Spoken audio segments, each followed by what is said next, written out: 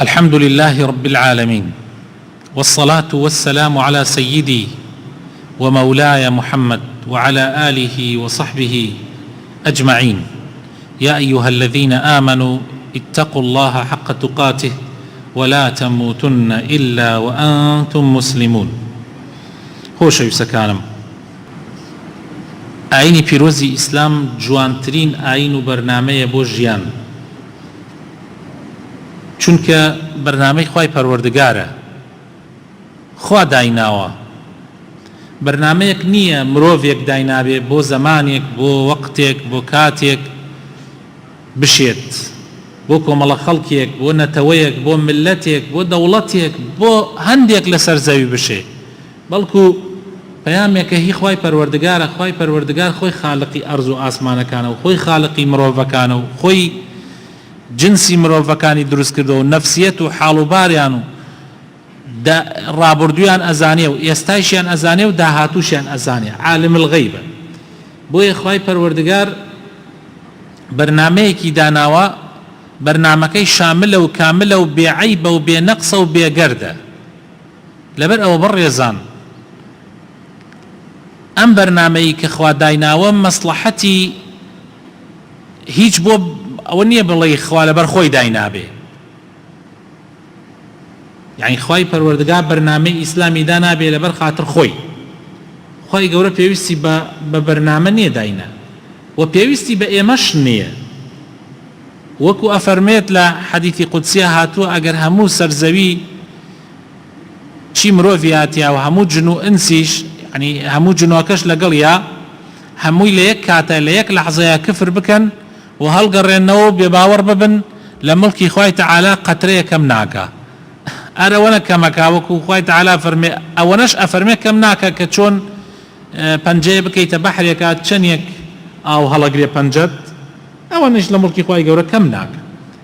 و هەموو عالەمیش ئیمان بێرێ بە ئینس و بە جنەوە، هەمووی یەک زەڕەیەک لە مڵکی خوا زیاد ناکە. کەوابوو خوای تەعالا فەرمێ ئینەما هی ئەعمالکم ئوحسیها لەکم، هەمووی کردەوەی خۆتانەوە بۆ خۆتان ئەینووسم، خۆتان قازانجەکەن.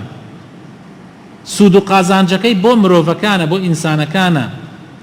لەبەرەوە خۆشەویستەکانم، بەرنامەی خوا جوانترین بەرنامەیە، بێ مەسلەحەت، بێ کەسێک دای نەناوە بەرژەوەندی تیا هەبێ، بەڵکو لەبەر خاتری مەسلەحەتی خۆت خوای تەعالا بەرنامە و یاسای بۆت داناوە. علەمایانی ئیسلام فەرموویانە ئەینەما وجدت المەصلحە فثەمە شەرع الله. هەر کوێ مەسلەحەت و بەرژەوەندی گشتی هەبێ، ئەلەوێیە شەرعی خوای گەورە. خوای تەعالا دائیمەن کارەکانی و بەرنامەکانی بە پێی مەسلەحەتی گشتیە.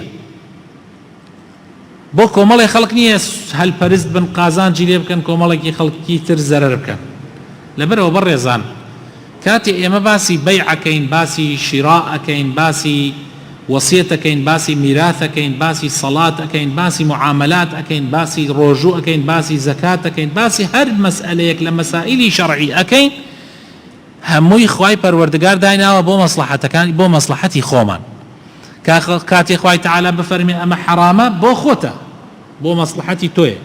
کاتێ بفەرمێ ئەمە حەڵاڵە، هەر لەبەر خاتر تۆیە و بۆ مەسلەحەتی تۆیە. لەبەرەوە ئەبێ زۆر زۆر وریابین لەم مەوزوعە. ئێمە لە باسی بەیع حرامەکان نابووین. دوێنێ هەندێک لەو بەیعانەمان باس کرد کە حرامن، هەندێکمان عەرز کردن، تخوا بە هەر ئەوا بە مختصری بەس سەر بابەتەکانتان عەرز بکەمەوە. من البيوع المنهي عنه في الشريعة، أو بيعانيك قد غير كراوة لشريعة، بيع التاجر ما ليس عنده، أو من باس كرد ووردي باس مان كرد بيع الأشياء المحرمة وآلات له، أو من عرض كرد دويني بيع الغرر. الغرر يعني الشيء المجهول، ئەوەی کە شتی نادیارە. بەیعی عینە، عەرزمان کردن بەیعی عینە چییە؟ وتمانەوەیە کە تۆ شتێک بە قەرز ئەدەی بە کەسێک، دوای ئەوە ئەڕۆی بە نەقد لێ ئەسێنیتەوە بە سعرێکی هەرزان، یعنی سعرێکی کەمتر. بيع الثنية ئەوەیە کە تو شتێک ئەفرۆشی ئستثنای شتێکی لێەکەی یان شتێکی لێ جیا ئەەکەیت و ئەو شتێک کە جای ئەەکەیت و ئستثنایەکەی نادیار و معلوم نییە ئەگەر معلوم بێ کێشەمان نییە بەس ئەگەر معلوم نەبێ کێشەیە و تەلەقی ڕوکبان بچیتە پێشوازی ئەوانەی وا لە شوێنێکی ترۆ تێن تاوەکو شتەکان بە هەرزان لێ بسێنیت ئەوەش حرامە و بيع نجش وثمان نجش أويك الزيادة في ثمن السلعة ممن لا يريد شراءها يعني من الرم اشتك جرانا كم لسر خلق لكاتك أخوم نعم يبقى قلب كما ناو موضوعك أو جران كوي لسريان يبقى قازان جي كابراي بفروش جاري واهية وثمان مزاد علني مناقصة ومزايدة هرجي حلالة درستا وهيش مشكلة كتانية عسبي فحل ئەوەی کە وتمان ئەوەی کە حیوانی نێر کەڵی حیوانی مێ بدا بە پارە ئەمەش حرامە بەیعی محاقەلە و مخاضەرە و مولامەسە و منابەذە و مزابنە ئەمەش باسمان کرد لە دەرسی پێشووە و لە وتاری پێشووە ئەمڕۆ ئەڕۆینە سەر بەیعێکی تر لە بەیوع کە بەیعی المخابەرەیە مخابەرەش پێغەمبەر صلی الله عليه وسلم ئەفەرمێ يان جابري كري عبد الله أفرمي خوالي الرازي بلا حديثك كإمام مسلم روايتي كردوة لحديث جمارة هزارو بينصتو سيوشش أفرمي نهى رسول الله صلى الله عليه وسلم عن المحاقلة والمزابنة والمخابرة وعن بيع الثمر حتى يبدو صلاحه ولا يباع إلا بالدينار والدرهم إلا العرايا طبعا أما بيغمبر صلى الله عليه وسلم نهي كردو لبيع محاقلة وثمان أويك لا دنيا باس مان كوتمان أوي لا محاقلة مأخوذة من الحقل واتا بستان زرع أو شونيك زرعاتك تياكي بويسانكت أوي بيع الزرع في الحقل بحب من جنسه مثلا جنم قمحة جنمت هي هذا دارش صوزة تو جنم أدي أي كري بجنم بيكري توي يعني خرماية تو خرماي وشكت هي بخرماي طر هوا قيداركو تو أما أدي لجاتي أمش تدرسني إلا للعرايا للفقراء الذين لا يجدون ما يشترون به الرطب إلا بواني كناتو عن الرطاب بسينا حالات ضرور بو فقير دروسة خرماي وشك بدنا حق أويا أجينا بو خلقي تر درسني و مزابنش عرض ما نكردن ديونيوتمان مزابنة مأخوذ من الزبن وهو الدفع الشديد لزماني عربية معناك إيوايا لشرعي شا معناك بيع ما في رؤوس الشجر من الثمر بدل ذلك الجنس من الثمر محاقلة بو الزرعات مزابنة بو ثمرة بو خي ثمارة بو بروبومة بو خرما و تري و امشتانه ثاني مخابره چیه مخابره اوه که تو زویه کتیا ایدی بکابرایک ایش بکات لسری بدو کتو سیکوت او مخابره اما دروس نیه زویه که من ایدن بکابرای علیم که برو بی که زرعات بدو کتو سیکوت اما دروس نیه اگر او دو کتو سیکوتا لزویه کی دیاری کراوه بی بو نمونه من زویه که باش يناوي أم مزقوته زويم هي أيضا بسلمانيك أليم كاكا أما شواريك يان دو بدو كوتي أم لايبوتو كوتي أم لايبو من بلام أبيك أبرا خوي زرعاتي بكاو دروي بكاو هموشتي أما دروسنية بلام أقر بلين كاكا لأخيرا هرهم ويكو كروا چي كرد بيك بدوكتو كوتيكي بو من كوتيكي بوتو أما يان دروستا بس اوي بشي ام لابوتو وبشي ام لابو من امان دروسنيا لبرشي امان دروسنيا چونك احتمال بشي ام لاي كم دركا بشي ام لاي زور دركا يا بشي ام لاي كم دركا بشي ام لاي زور دركا هر همي بيك و بيكن ودروي بكن دواي اوا بيك ودابشي بكن يعني تشي كرد بو هردولا دابشي بكن بدوكوت يعني بسيكوت يعني بچواكور درسا مخابره يا مزارعه دروس نية من مثلا زرعاتك طبعا مخابرة بو ثمرة مزارعش بو زرعاته من زويك ما يبارشي زوي ميان باخيك ما هي ئەیدەم بە خاڵۆ میرزا ئەڵێم خاڵۆ میرزا تۆ بە دوو کوتێکی بۆ من کوتێکی بۆ تۆ بە 3 کوت بە 4 کوت بە 5 کوت هەر دروستە حسب اتفاقی بینی هەردەگمان اتفاقەکە مشکلە لە اتفاقەکە نیە بەس مشکلە لەوەیە من بڵێم ئەوەنەی زەرعاتەکە یا ئەم لای باخەکە بۆ تۆ ئەم لای بۆ من بەس هەر ئەبێ ئەمیش بەخا بیکە ئەمەیان دروست نییە عولەما وتویانە لەوانەیە ئەم بەشە نەیتێرێ ئەم بەشە بیتێرێ لەبەر ئەوە ئەبێ هەر هەمووی بەگشتی بکات لەوە دوا لە بەروبوومەکەی ئەیکەین بە دوکتۆ کوتێکی بۆ من کوتێکی بۆ ئەو ئەمەیان دروستە خی گەورە ئینشاءالله ڕەحم بە هەموو لایەکمان بکە يعني الله باب عربي كيش بلهم معنى المخابرة إعطاء الأرض إلى من يزرعها ويعمل عليها مقابل ما يخرج من جميع الأرض كالثلث والربع وغير ذلك وهذا أمر مشروع. أما المخابرة المنهي عنها في هذا الحديث فهي تخصيص بعض الأرض للمالك وبعضها للمزارع فربما يسلم هذا ويهلك هذا أو يسلم هذا ويهلك هذا يعني العكس يعني احتمال عكسك شبه فنهاهم النبي صلى الله عليه وسلم عن ذلك أما ليقدانوي علماء بو موضوعك أما دروسني أو كيتريان واباس ما انكر دروستا بيع الحصاد بيعي برد أما طبعا أجا برديش نبي تشتي تريش به هر عين الحسابة خوش يسكان مرجنية بس برد به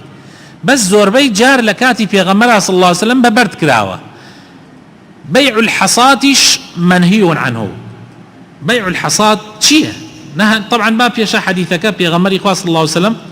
لحديثك كإمام مسلم بما نجرته حديث جمارة هزار بينصتو سيانزا نهى النبي صلى الله عليه وسلم عن بيع الحصاد وعن بيع الغرر. طبعا غرر ما نخينا حصاتك ماوى يعني شي بيع الحصاد. بيع الحصاد له صور يعني تشنشيوازك هي كمان أن يقول البائع للمشتري كابراي بايع بمشترك عليه ارمي هذا الحصاد أنبر دف الردى فعلى أي ثوب وقعت فهو لك بدرهم في الريدة كوت سرك كام لم كالبلانة بون منا جلو برد بون منا تشتي تريش هاد دروسة كوتبان كاميان أو بوتو بدرهمي بدولاري ب1000 دينار ب2000 كوتبان كاميان يعني وك يعني نصيب وايه كوتبان كاميان أو أما طبعا لشرعة حرام اشتوانية لشرعة الله أم كالبلا بچنا كالبلا كأبي بيديني أيش عليه بعوني أي كري تشتيك نيدوني ولا خوتو بردية في الردي أم تشتا يا نصيبا نية لإسلامه للراسية. أما شيوازكي وله صور أخرى مثلا أن يقول البائع للمشتري بعتك من هذا الأرض يعني من هنا إلى مقدار ما تبلغ رميك للحصاد كاكا من أم زويت بيفروشم ليروا لو ديوارو تا أم ديوارو ليرو أو برده فرده قشت كي أو أنا بيت فروشته بأينه أو أنا مثلا بدفتري بردك أخوت فريدة ودس يعني تشتتش يعني أما بو طبعا لكاتي جاهليته بو إلى إسلام دروسنية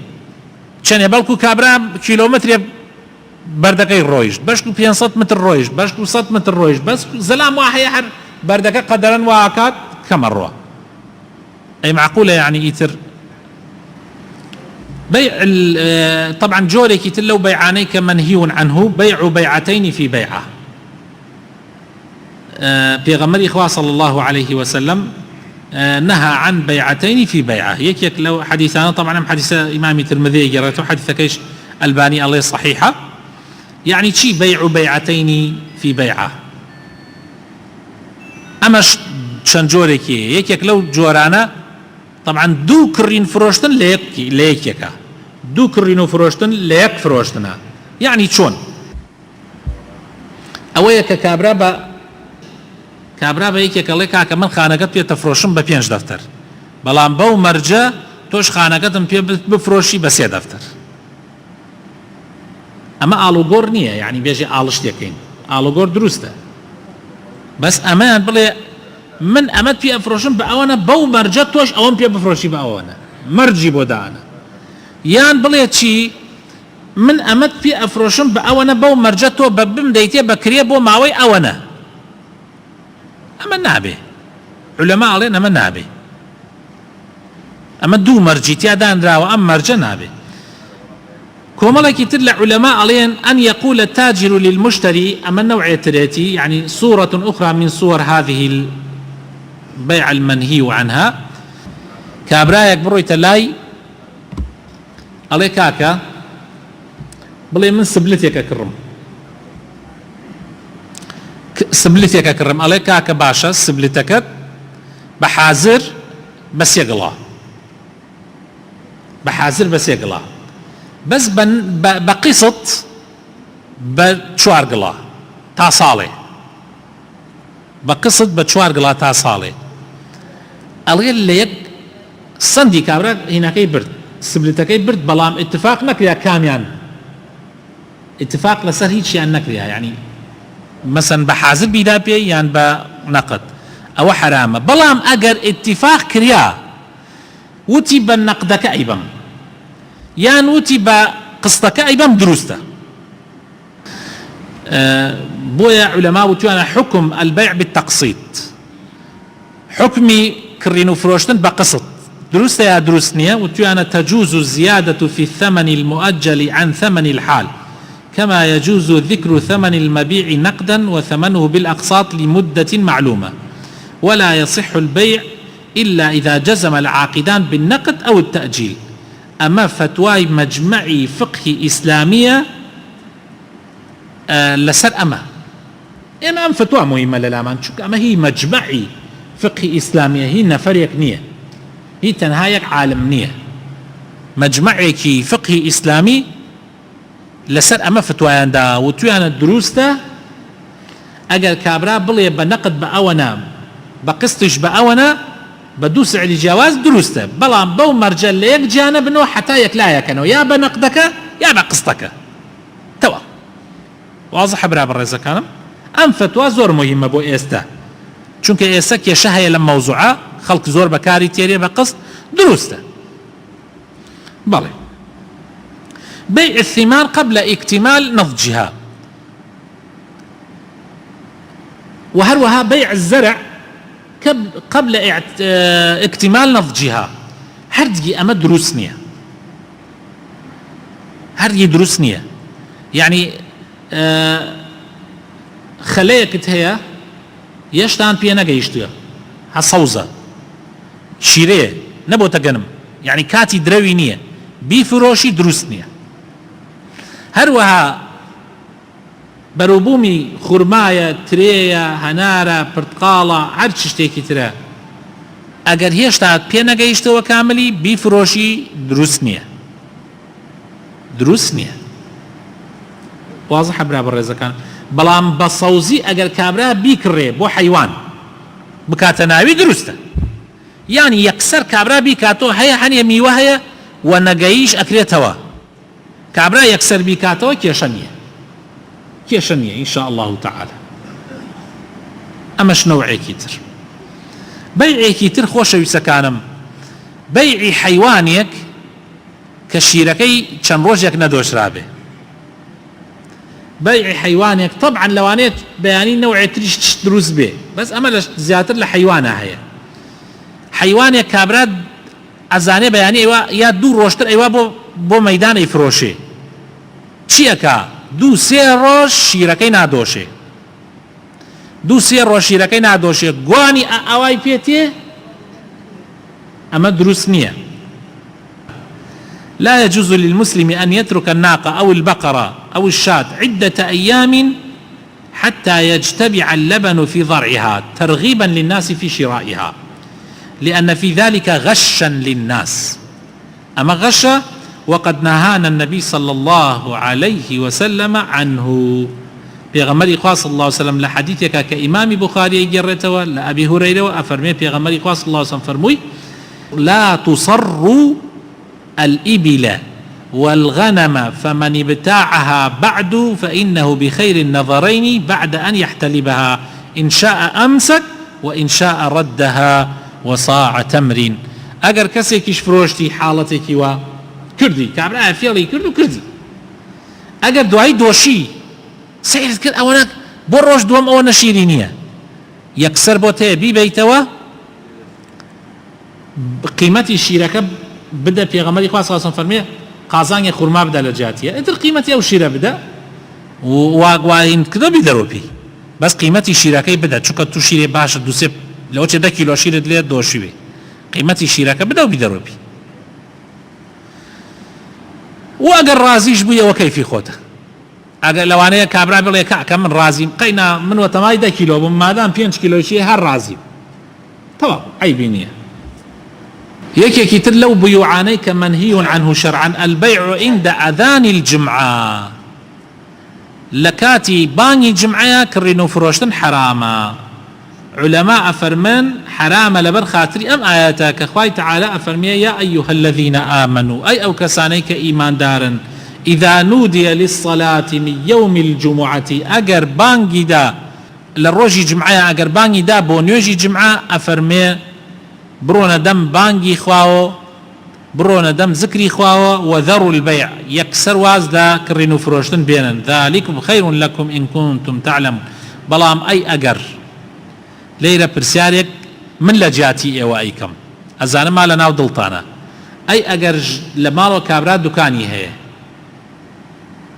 يان لبازار دكاني من على بشككي هاوباني وكي هشتا جمعي لسر فرزنية